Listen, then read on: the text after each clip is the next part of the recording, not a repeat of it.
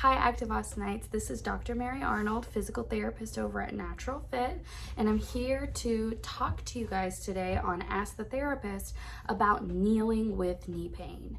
Kneeling is one of the biggest issues that either my patients after having knee surgery or even before knee surgery, they either aren't able to do at that point in time, or they're nervous or scared that doing it might cause further damage, or they just really don't think that they'll ever be able to get back to kneeling. So kneeling is something that we do on a regular basis, whether it's getting down on the floor to do our exercise, whether it's getting down on the floor to play with our grandkids. It's definitely something that is functional and definitely something that most people want to get back to. So first, there is no contraindication or reason why we can't get back to kneeling after surgery, as well as before surgery. There's no research that supports that kneeling will make your knee problem worse. So first and foremost, kneeling is safe and is definitely something that we can work towards getting better at, regardless of where we are on the spectrum in terms of managing a knee pain problem or trying to rehab after a knee surgery. Kneeling, first and foremost, can be difficult because of two things. One, sensitivity of the knee joint, and this is for people before surgery as well as after surgery, right? If we have pain in an area, those nerves are sensitive.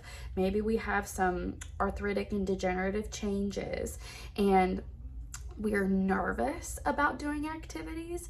That is a nice little storm for causing the knee to be sensitive to any type of pressure or any type of load. The other thing, after having knee surgery or even before knee surgery, we can have a limit in our knee joint range of motion.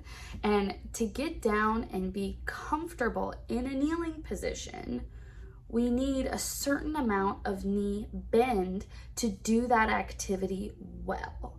So if we have limitations in knee joint range of motion, it is going to be really, really difficult to get down into that kneeling position, because it's going to feel like we're just in a deep, uncomfortable stretch.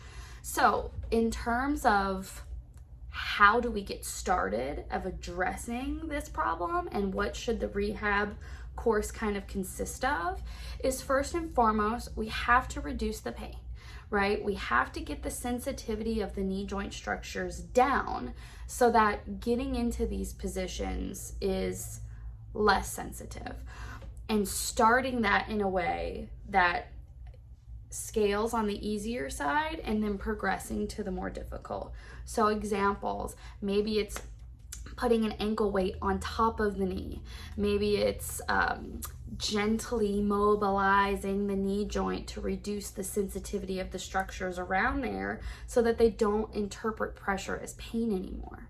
The other aspect that should be going on alongside this desensitizing, making things less sensitive, our plan should also include some type of mobility, stretching program that helps to improve our knee joint range of motion, with goals of we need at least 90 degrees to be in a tall kneeling position, and that's on our knees with our body upright, and we need upwards of 110, even more, to be in a kneeling position where we sit back on our heels, right? So depending on what it is that we're trying to do functionally with kneeling, we're going to need to hit a certain range of motion mark to make kneeling possible. But all of those things are possible as part of a good physical therapy plan to address pain and range of motion restrictions, which are usually the two primary issues that are causing us to have difficulties with kneeling. If y'all have any more questions about knee pain, about issues with kneeling, please feel free to drop them in the comments below, and I would be more than happy to answer them. And if this is something that you're dealing with, please know that there are things that we can do. Give our office a call, come by and visit me, and we can discuss some of these things over one of our discovery visits. All right, Austin, stay active, and I'll talk to you later. Bye.